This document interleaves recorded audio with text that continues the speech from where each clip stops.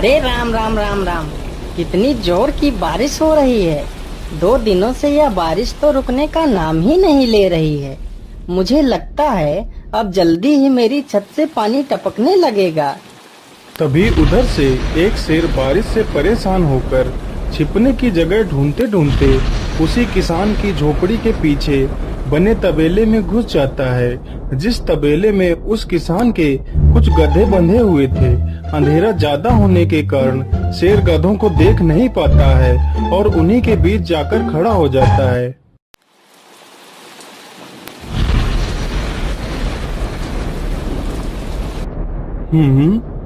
यहाँ से तो किसी मनुष्य की आवाज आ रही है। चलो चुपचाप बैठा रहता हूँ, जैसे ही यह आदमी मेरे करीब आएगा मैं इसे खा लूंगा। हाय हाय हाय, यह बारिश कब रुकेगी? ऊपर से यह टपका भी आ गया। अब मैं क्या करूं? इस टपके से कैसे बचूं?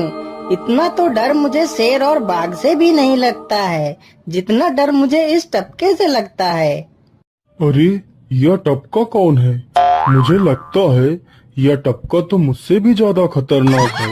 अभी तो यह आदमी शेर और बाघ से ज्यादा इस टपके से डर रहा है। चलो जल्दी से मैं यहाँ से निकल लेता हूँ, नहीं तो कहीं टपका ने मुझे देख लिया तो मेरी खैर नहीं। ओहो, अब मैं इस टपका से कैसे बचूं? चलो जल्दी से मैं अपनी मौसी के घर चला जाता हूँ।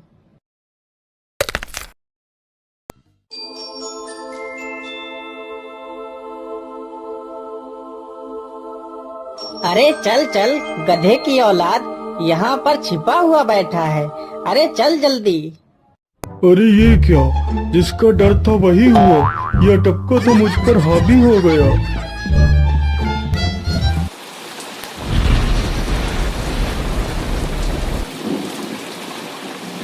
कैसे बचूं? कैसे बचूं? इस टपका से मैं कैसे बचूं?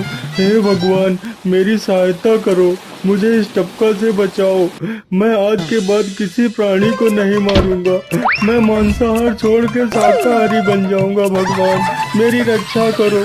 शेर को दौड़ते दौड़ते रात से सुबह हो जाती है।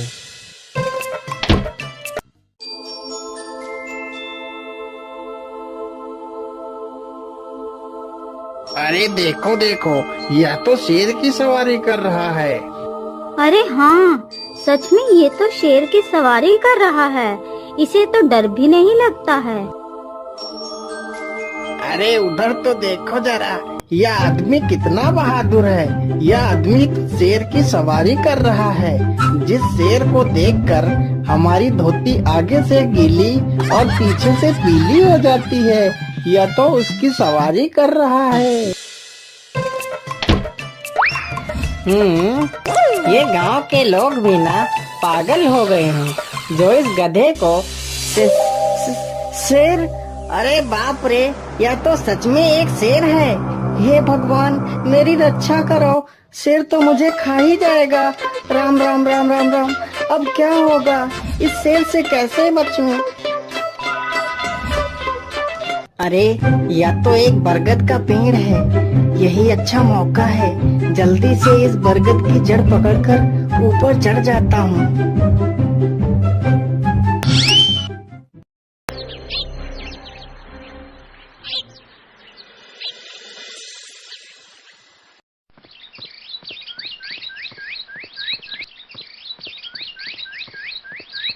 अरे शेर भैया, तुम इतनी जोर जोर से भागते हुए कहाँ जा रहे हो? आप तो बहुत डरे हुए लग रहे हो। आप तो जंगल के राजा हो, आपको किसका भय है? टपका, वो टपका मेरी जान के पीछे पड़ा है। अरे शेर भैया जरा मुझे बताओ, वो टपका है कहाँ? अरे भालू भैया, वो टपका मेरी पीठ से उतरकर उस बरगद के पेड़ पर चढ़ गया है। उसने मुझे रात भर खूब दौड़ाया है। वो तो भगवान का शुक्र है कि मैं जिंदा बच गया। चलो शेर भैया, मुझे उस टपके के पास ले चलो, जरा मैं भी तो देखूं आखिर ये टपका है कौन। अरे नहीं भालू भाई, बड़ी मुश्किल से तो मेरी जान बची है। मैं अपनी जान फिर जोखिम में नहीं डालूंगा। तुम्हें जाना है तो जाओ। अच्छा अच्छा, ठीक है शेर भाई, तुम यहीं रुको। मैं अभी बरगद के पेड़ पर देखकर आता हूँ। आखिर ये टपका है कौन? जाओ जाओ बच्चू, जब वो टपका तुम्हारे ऊपर हावी होगा तो पता चलेगा। अरे कहाँ है यह टपका जिसने राजा जी की हवा टाइट कर दी? चलो इस पेड़ पर चढ़कर देखता हूँ। अरे बाप रे बाप, शेर क्या अकेला कम था, जो ये भालू भी आ गया। मुझे लगता है कि आज मेरी मौत निश्चित है। भालू पेड़ पर उल्टा होकर चढ़ने लगता है। तभी किसान और तेज से कांपने लगता है। कांपने की वजह से किसान के हाथ से छड़ी छूट जाती है और उल्टा होकर चढ़ रहे भालू के पिछवाड़े पर जा लगती है। भालू धड़ाम से जमीन पर गिरता है।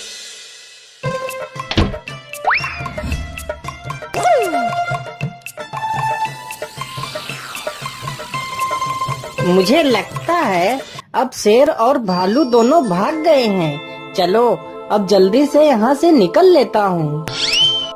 सारे राज्य में यह बात फैल गई कि हरिया किसान बहुत ही बहादुर है और वह शेर की सवारी कर लेता है।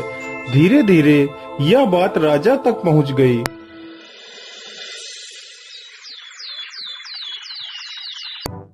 महाराज, क्यों न हम पड़ोस के गांव से हरिया किसान को बुलवा लेते हैं। वह बहुत ही बहादुर है। उसके बहादुरी के चर्चे तो पूरे राज्य में हैं।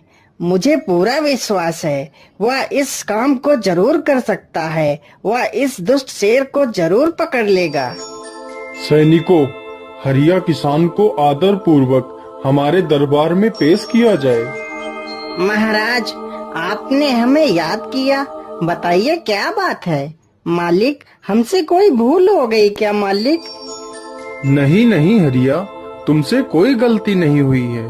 यह कुछ लोग पड़ोस के गांव से आए हैं। इनका कहना है कि इनके गांव में कोई दुष्ट शेर आ गया है जो इनके पशुओं को उठाकर ले जाता है और उन्हें मारकर खा जाता है। हमने तुम्हारी बहादुरी के बहुत सारे किस्से सुने हैं। तुम बहुत ही बहादुर हो, इसलिए मैं तुम्हें उस शेर को पकड़ने की ये जिम्मेदारी सौंपता हूँ। अरे बाप रे बाप, उस बार तो मैं शेर के हाथों बच गया था, लेकिन इस बार मैं नहीं बचूंगा। अगर मैंने महाराज को सच सच बता दिया तो झूठ बोलने के जुर्म में मुझे फांसी पर ही चढ़ा देंगे। अरे हरिया, तुम मन ही मन क्या बड़बड़ा रहे हो? कुछ नहीं महाराज, कुछ नहीं। मैं सोच रहा था कि मैं शेर को कैसे पकड़ूं। ये लो हरिया, कुछ स्वर्ण मुद्राएं रख लो, ये तुम्हारे काम आएंगी। क्या करूं, कैसे पकड़ूं उस शेर को? ये महाराज ने भी मुझे कैसी दुविधा में डाल दिया है। क्या करूं, क्या करूं? हाँ, मिल गया। फिर हरिया बाजार से एक रस्सी और एक जाल तथा एक बकरी खरीद कर लाता है। चलो जल्दी से, मैं यहाँ पर एक गड्ढा खोद देता हूँ।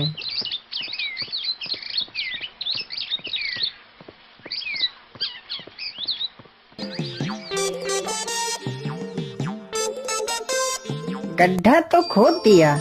चलो अब जल्दी से इस बकरी को रस्सी से बांध देता हूँ। हरिया ने बकरी को रस्सी से बांधकर गड्ढे में खड़ा कर दिया और जाल को लेकर पेड़ की डाल पर बैठ जाता है। थोड़ी ही देर बाद जब बकरी को भूख लगती है तो वह चिल्लाने लगती है। अरे, यह तो बकरी के चिल्लाने की आवाज है, लेकिन यह आवाज आ कहां से रही है? आसपास तो कोई नहीं दिख रहा है। मुझे लगता है यह आवाज उस पेड़ के पास से आ रही है। चलो चलकर देखता हूँ।